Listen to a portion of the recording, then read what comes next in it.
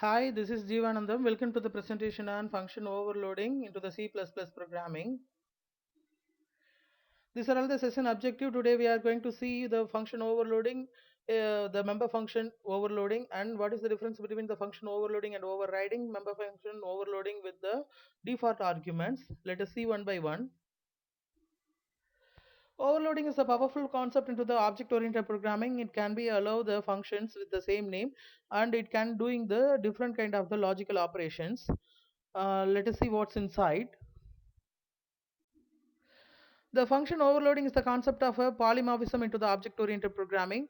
Actually, the polymorphism is a ability to take more than one form at a time, which means that the functions can have the same name, but it can be doing the different kind of the operations, and also it will be use the different kind of the variables. It has some types.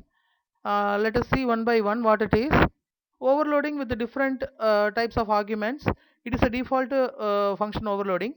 Overloading with the different number of arguments. The function can be use the number of different number of arguments. Overloading with a different sequence of arguments, which means the arguments can have the difference in between its of data type. Let us see. The first concept is overloading with the different types of arguments, which means there are the two or more functions can be available with the same name. Then that can be doing the different types of arguments. With it, so it can be doing the operations. This is an example program for default function overloading, which means the function can consisting of a same name, and it can have the different number of arguments, and also with that arguments it can doing the different kind of the operations. See here, the void display argument is character C, integer n. Into that it can be displaying the value of C only, okay, based on the n value. And then another function, it has also the same name, void display. It uses the integer a, integer b argument, and based on the b value the a will be displayed the particular values, okay. So this is how the function can have the different kind of operation, which means called as function overloading.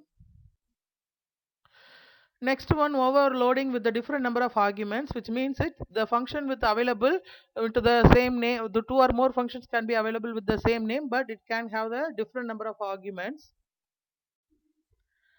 This is the second example program for function overloading with the different number of arguments.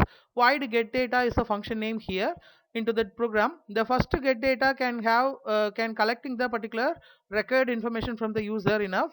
Then after that it can be doing the operation, and based on that value it can be performing the operation, and it will be return some values. And the second function is the same name, but it uses the particular single argument.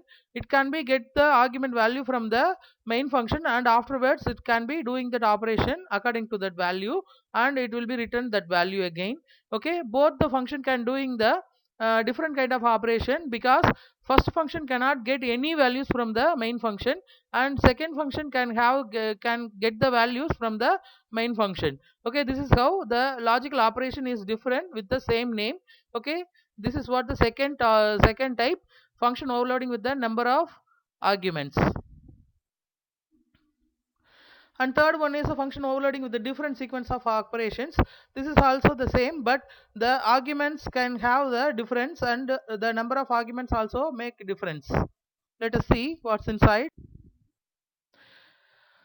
The function line is a function name, void line is a function name. Into that it can have the sometimes it can have the argument, sometimes it cannot have the argument, okay. So this is how the number of functions can be executed with the same name and different types of arguments. Next one is member function overloading with the default argument, which means the function name is same. Into the single function we can pass the different kind of arguments as a default argument. Sometimes we may not pass the argument into the function, and also at the time it will be working, because of it will be use the default argument as a member function overloading. see here, this is a function overloading with the default arguments. Here the sum is a function. Into that it consisting of three arguments, and also it can be assigned initial. It can assigned by the particular value x is equal to 10, y equal to 20, z equal to 30. Into that it can have the default values.